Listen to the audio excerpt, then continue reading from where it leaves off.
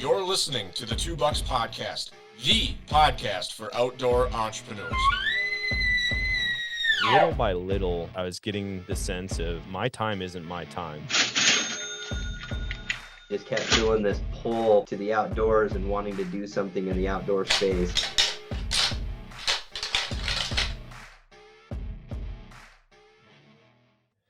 Welcome to the TWOBUCKS podcast, the podcast for outdoor entrepreneurs. I'm your host, Brian Krebs, and with me tonight is Tyler Notch, one of my buddies from previous elk hunts. He's from my hometown, and he is newly an investor / entrepreneur in the outdoor space. Tyler, how's it going, man? It's going great. It's nice to catch up with you again finally. Yeah, I haven't seen you since you guys were trying to dodge grizzly bears in Montana. We actually, funny story, we went back there this year. No, you're lying. You went back there? You were the one that was the most concerned about the grizzly bears. Yeah, got over the fear, and we went back there, and we had a little success, and got one cow, and called in a really nice bull to about 60 yards, and my dad unfortunately missed, but we had a great time out there. So awesome. Did you see any grizzlies? No, we did not, but we heard there was a three-legged one running around there that was pretty ornery. We never ran into him, but he was that's starting to sound like an urban legend. But yeah, right. Beware of the three-legged grizzly. Yeah. The year we were there, I think it was an anomaly for the bears. With that, I don't remember what flower bloomed that the cattle ate, and it killed them all. And then we had, what did they count, 29 grizzly bears on the other side of the mountain from us? Yeah, it was something like that. And then me and my dad were heading to a different hunt area and ran into two guys on the road, and they were like, "Yeah, our buddy just got mauled." Oh my gosh. That year, back then? Yeah, that same trip, everything. Yeah. We met them on the road, and they're like, "Our buddy just got mauled over here." So we're like, "Oh, all right." And then you guys bailed. Yeah, we went to a different spot. So yeah, I think it was by the end of that week, there was 4 or 5 grizzly bear contacts. Like, people got caught up. Nobody died, I don't think. But no, it was a little sketch out there for a little while. Yeah, wicked. You guys were, me and my brother is like, oh, you guys should go hunt this wood strip. We saw some elk in there. We're going to go this other way. And you guys walked up on a carcass, right? Like, clearly a bear was claimed this carcass and was hiding it. And we did. Yeah. It was right on the edge of that timber patch, and it was buried. And yeah, we slowly walked up to it against our better judgment. And luckily there was nothing around, but yeah, it was buried, and it looked like a grizzly kill. So, wow, yeah, and we saw a bear not far away from that by camp. I think it was a couple days prior to that. Yeah, the other guys did. Me and my brother had set up for the evening, kind of glassing, and we turned on our cell phones, and sure enough, we had reception. And first text that comes through is, "Hey, just so you guys know, there's a grizzly by your 4-wheeler." Yeah. And we're looking at the clock, and we're looking at the sun hitting the horizon, and we're like, "You want to see how fast we can run back to the 4-wheeler before it gets dark?" And I'm like, yes, I do. Yeah, absolutely. Yeah. I'm never going to forget that moment, though. I think we were kind of heading out for the night, and we looked up, and there was a herd of probably 20 of them, I think, up on top of that ridge. And you and your brother dove into that timber patch and started calling. Oh, yeah.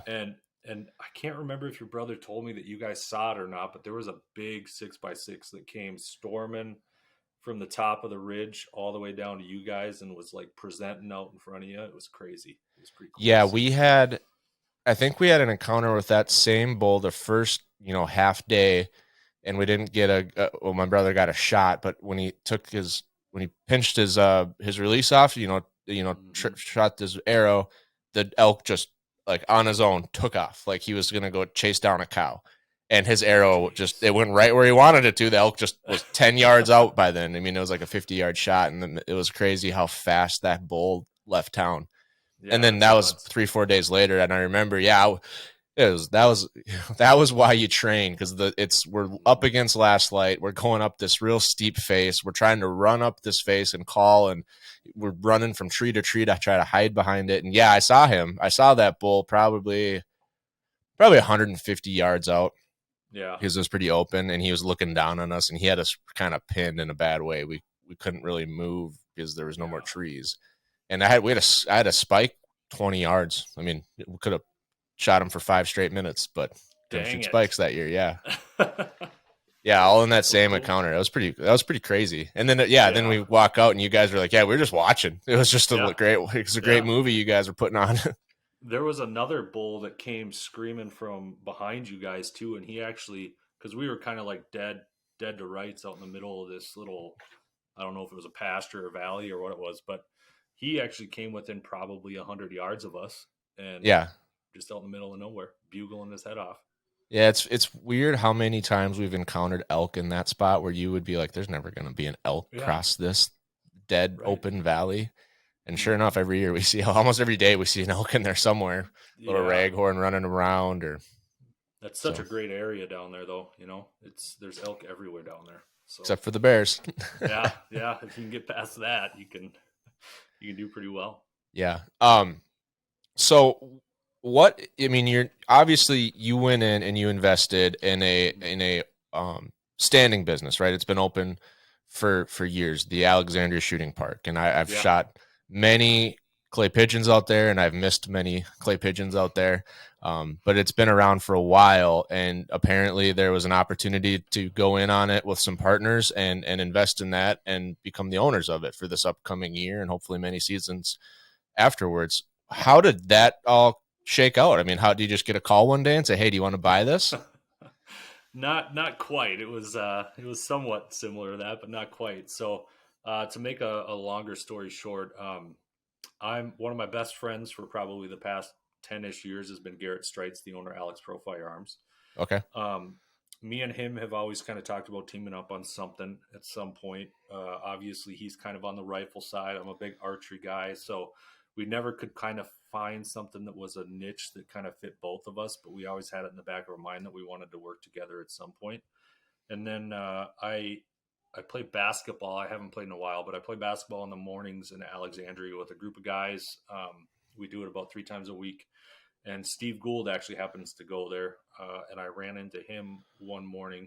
I think he saw like the Matthews and the Mountain Op stickers and stuff on my truck and was like, who's the guy with the Mountain Op stickers out there? And I was like, yeah, that's me. And we started talking, and I kind of heard about him from Garrett because they have a pretty good relationship. And then one thing led to another, and the vision and mission and goals that me and Steve share kind of align very well with each other. So we kind of hit it off right from the beginning. I went out to his house and shot bow with him. Got to know him a little better. We started talking with Garrett about what a potential business with the 3 of us could look like. We had grand visions of what we wanted to do. And we always had in the back of our mind that instead of starting something right from the beginning, maybe there's an opportunity for an existing business that's out there for us to look at and see if they'd be interested. So the shooting park was always in the back of our mind. It felt like a pipe dream, but Steve had some good connections out there and talked to the ownership group, and we met and things seemed to just hit off really, really well with us and with those guys. We started moving closer and closer to making something happen. And then Steve mentioned that Zach was maybe interested, and we got to know Zach, and he aligns very well with the 3 of us. And it felt like a pretty dynamic team to get together to, continue what the previous owners have built out there, but put a little bit of new energy behind it and share some of the passions that all of us have. So that's incredible. So for the listeners that maybe aren't from Alexandria, which probably most of my listeners are from Alexandria, but Steve Gould, he's the Gould Brothers trick shooting and exhibition shooting with mainly shotguns. Does he do bows now as well as part of his? No, he actually he does his YouTube channel is Target Focus Life. So he built his own brand where he does a lot of shotgun reviews now. He's really built a good following specifically on YouTube and social around his shotgun reviews. He's one of the only people that I'm aware of that does like very thorough, well put out there shotgun reviews, and he's built a pretty good business doing that. So he does a lot of the Target Focus Life stuff now from the YouTube perspective, but then also does a few standalone shows as Target Focus Life in the exhibition realm still in the country. So Awesome. And is he still working with it? Was it his half brother? No, it was his brother. Okay, full brother. I think they both kind of maybe have gone in a different path in terms of Okay. kind of spreading out a little bit and doing some of the things that they're passionate about outside of the Gould brothers. So, yeah, he's staying busy though. That's for sure. I remember long time ago, the Gould brothers shot a whitetail that was just ridiculous. I think it was a family effort. And the thing came out, and I don't want to butcher it, but it's 231 or 239 that it gross scored. Just a monster. Yeah, and obviously, when a deer like that gets shot, everyone gets a text message. Well, my brother's like, yeah, that buck was like 1.5 miles from our property. And I'm like, come on. And he's like, no, yeah, it's like this is the guy that owned that piece, and this is where it was shot. And on the map, it's like 2.1 or what? I can't remember. It's very close. Dang. And I'm like, what? Like a buck of that caliber 2 miles away, we never knew about it until it was shot. Obviously, you get a buck like that on camera, you're not putting trail camera pictures up at the local diner. So we never knew about it. Well, then a few years after, I met someone that hunts out there and runs trail cameras, and it was a surprising amount of bucks that he has on camera that we have on camera. And so it could have happened. We're as close as we'll probably ever be to shoot a 200 plus. But I remember that was like ran right by your stand one morning while you were taking a snooze, Brian. You never probably did. I do remember. The neighbors give me crap because I sit all day, and they're like, the one time we saw you not in your stand, we actually did see a pretty big buck run towards your direction. Shoot. I was like, oh, well, who knows why I wasn't in my stand? Maybe I had already tagged out, but yeah, that was crazy. And then Zach, on the other hand, he is no stranger to the folks either. Millennial Farmer. What's his last name? I should know this. Zach Johnson. Zach Johnson, yes, the Millennial Farmer on YouTube. So it's kind of funny. You've got a pretty well-rounded all-star team. You have someone with a deep archery background, a deep incredible rifle background with APF, incredible shotgun background, which is good because it's primarily a shotgun business as of now, right? You guys will probably expand that. And then Zach, who's deep into farming and the farming lifestyle and agriculture, and then you have two powerhouses on social media and your marketing arm. I mean, you guys can really spread some word pretty fast with those two guys on the team.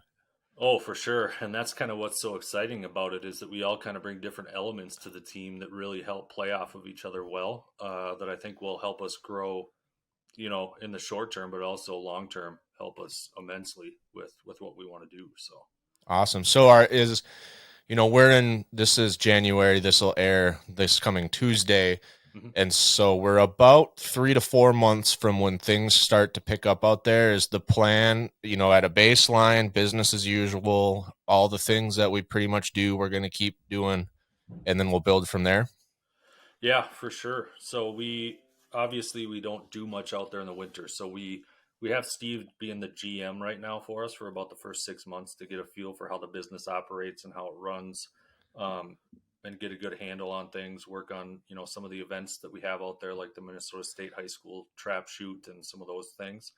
So we're planning to do a lot of the same things that people have seen in the past. And we don't really want to lose that core of what ASP is known for.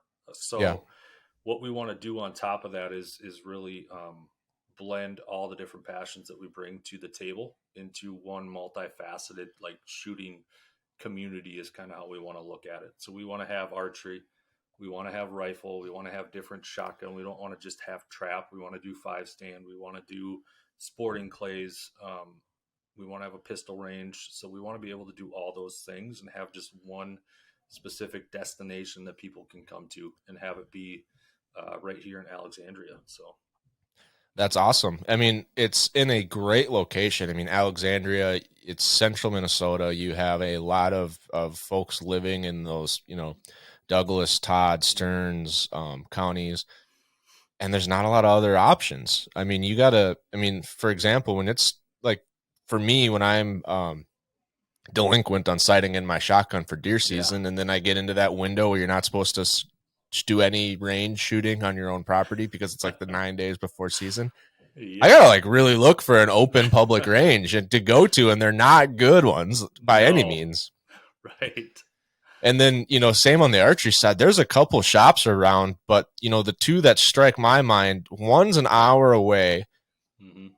And honestly, it's probably better off to drive to that one, because the other one, while being a lot closer, it's probably going to take 3 hours for your work to get done and for you to get back on the road. And so there's incredible opportunity and tons of bow hunters in that area. I mean, that's prime Minnesota, big populations right on the border of like ag and forest.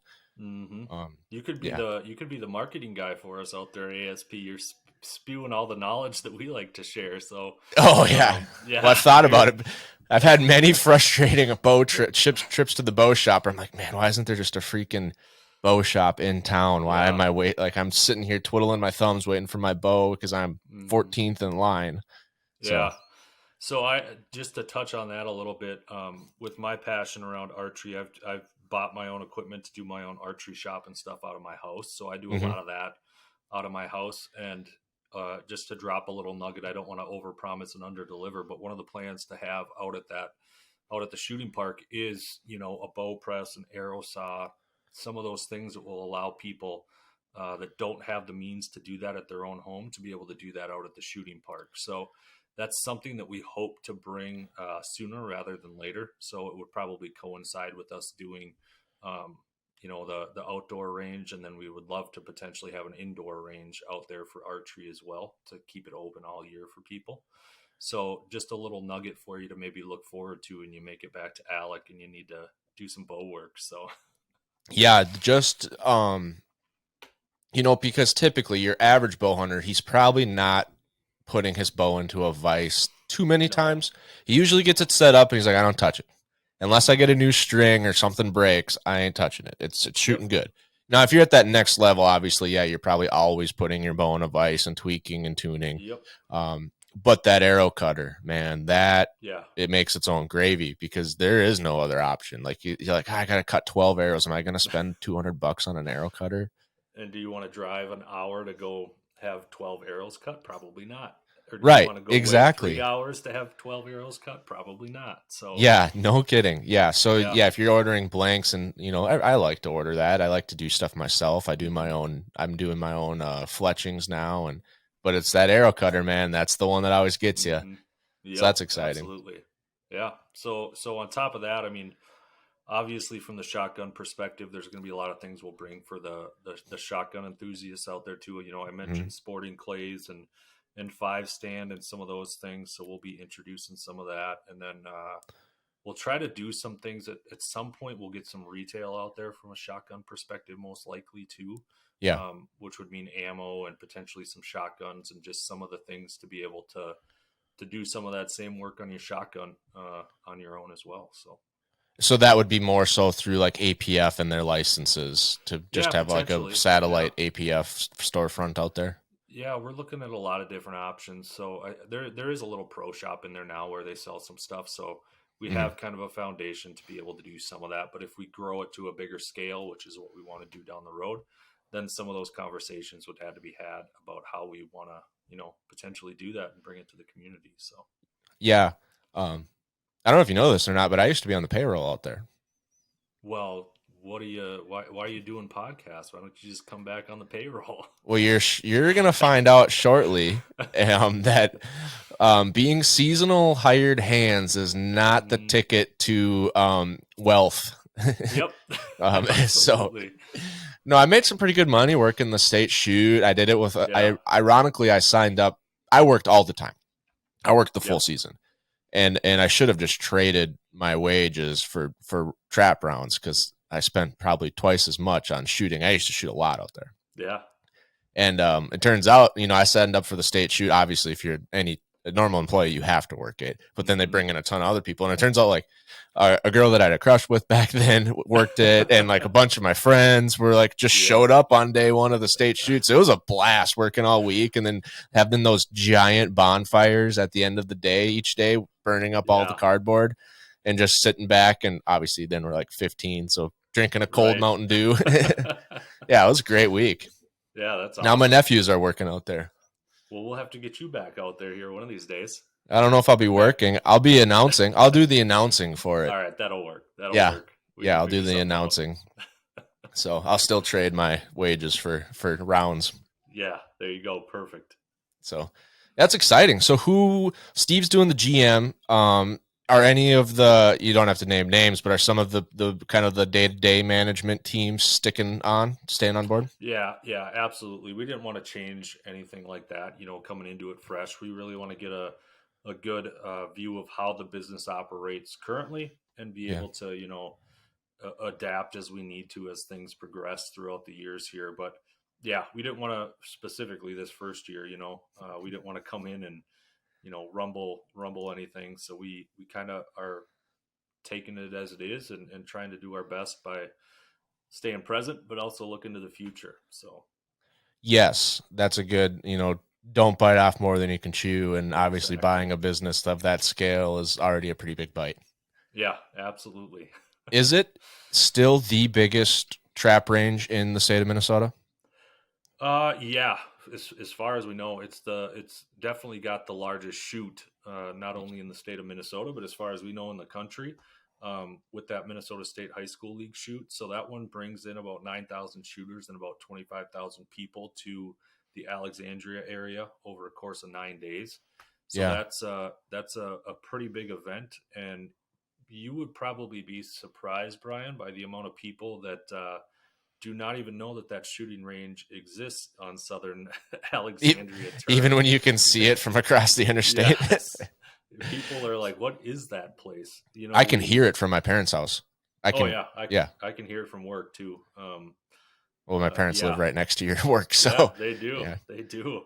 But yeah, it's we did that YouTube video when we launched our announcement that we purchased the park, and that was one of the things we got as feedback from the community was a lot of people didn't even know that thing was out there. So okay, when you say it's the largest shoot, are you saying you're talking largest in Minnesota, right? You're not talking about like Illinois Nationals. That trap range has like 2 miles of trap houses. Right. But as far as we know, like the amount of people over a 9-day period, it's one of, if not the largest shoot in the country. So that's awesome. That's really cool. Yeah, 19 trap houses. I knew it well. Because I think it's 8 didn't have an A and a B, but everyone else did or something. So right. Right.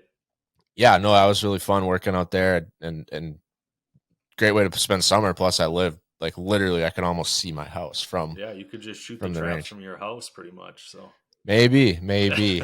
So I know the obviously the buildings well, but did you acquire all of the land, not just like what you see when you go out there? Because I knew there was more in the back. Yeah, we acquired everything. Yep. Okay. Buildings, land, everything. How much land is like I would say the back part or the back half? Like after Trap House 19 or 9B ends, how much more is that direction? I just know the total, and I want to say it's about 160, 162, somewhere right in there. So acres? That's the total acreage out there. Oh wow! So I want to say, I'm estimating here, it's probably split like 100 acres, and then the fields and everything to the east are going to be about 60 acres, if I had to guess. But total, it's right around 160. So. Wow! Yeah. You have the fields. Obviously, you can't do much out there. Like you can't have your archery range out in that tillable. Right. We've talked about where to put that thing, and yeah, that's the tricky part. Is that some of that tillable is hard to work with. So. Yeah, that might just be what it needs to be is tillable. Yeah. Right. Yeah, I don't know if what you could really do better than that. By any means, but okay. So then you have some blank canvas to work with. I mean, you got some land to play around with, and where do we want to put a rifle range? Where do you want to do a walkthrough course? Do you want to do obviously walkthrough archery course, not a walkthrough rifle course? But right, yeah. So we're definitely looking. I said I'm the archery guy, so they're really trusting me with a lot of that. So, we're looking at an outdoor target range. So we would have obviously like bag targets, potentially some 3D mixed in there. And then we really want to be able to do indoor out there at some point too, to have leagues over the winter. Yeah. And we have that big storage shed kind of on the west end there. There's some potential for us to maybe, use some of that, section it off, heat it, whatever it looks like, to be able to do some indoor archery out there too. So that's some of the stuff we're looking at, just to give you a little preview as to kind of what we're thinking about. But yeah, and I suppose, I mean, obviously that large shed on the west end is used for seasonal storage, right? Like yep. a million clay pigeons and a million boxes of shells or whatever they go through. Yep. But obviously, if you're doing it well, you don't want to hold over a ton of inventory through the off season. I mean, Right. You're not going to really want to shut down your indoor bow range either during summer for that storage range. But, obviously you're kind of not in a bootstrap, right? Because it's established business. But when you're bringing on some of those new things, you might have that bootstrap mentality of like, it's not the goal, but it'll get us like excited and interested. It'll get people coming out here. Yeah, maybe we're shooting on a dirt floor. Who cares? Yep. Who cares? Yeah. Just build the interest and get some people out there, and then from there build it. And yeah, there's a little tool shop on what would be the north end of that west building. I used to work on my shotgun out there with some of the coaches, because we were really tuning my shotgun for state and league and championships and going down to Sparta, Illinois. And so that's like a perfect spot to do a little bow shop tune-up area. I mean, obviously I don't know where you're going to put it, but yeah, for sure.Id you ever place then? Were you like this world record shotgun guy that I didn't know this about you, or what? Not world record. I think I got 11th in state my junior year, which was my peak. And I think there's about 1,500 kids that year, and I got 11th. Okay. It was really on the cusp of Minnesota State High School. And Tom, obviously Tom. Yep. Tom calls me up one day at random, because I started shooting out there when I was 9. I was a little early. My dad was president of Pheasants Forever and shot at league already with all the Pheasants Forever guys. And, obviously he's, bent a couple rules, but I got to shoot out there starting at 9. And I remember my first round, I shot a 6. Okay. And so, I was pissed, but I shot youth league and adult league from 10 all the way to I graduated high school. And then obviously I added on high school league. I was one on the first team. And so long story short, Tom calls me up one night, and obviously you don't randomly get calls from Tom. Like, he doesn't call customers. Yeah. He's not he's not that kind of guy. Right. And I'm like, hi, Tom. And he's like, you want to be on the first ever high school state trap team for Alexandria? Because we're hosting the tournament this year. So I thought we better have our own team. And the deadline's tomorrow. So you got to give me an answer right now. And so he basically just called the 6 kids that he knew already shot out there. And we had a team of 6. And man, we crushed it that first year. Because obviously we were all, our averages as a school was phenomenal. It was Allison Lundsetter and Andrew Renschler and me and John Steen, like people that shot our entire lives out there. Our averages were 23, 24, 25 as juniors and sophomores in high school. Yeah. So we did really well. I think we got second as a team. And then all 6 of us placed in the top 20 out of 1,500. So then the next year it blew up. That next year was the year it exploded, and our team was like 46. I convinced all my friends to join it. And then I don't know what had happened, but I kind of just shit the bed for the state meet. I think I shot like 82 out of 100 when I did 96 out of 100 the year before. Dang it. Yeah. It wasn't the pressure got to you, huh? A little bit. I think the stress, I think I got too confident and thinking like, oh, I can win this thing. Yep. I wouldn't have even came close. The people that won it that year, there was a 6-way tie for 99. Oh my gosh. There was one kid that both of his parents were Olympic medalists in trap shooting from Detroit Lakes, and he was the one that ended up winning it. He missed the first bird out of the house that day and then didn't miss again for the rest of the day.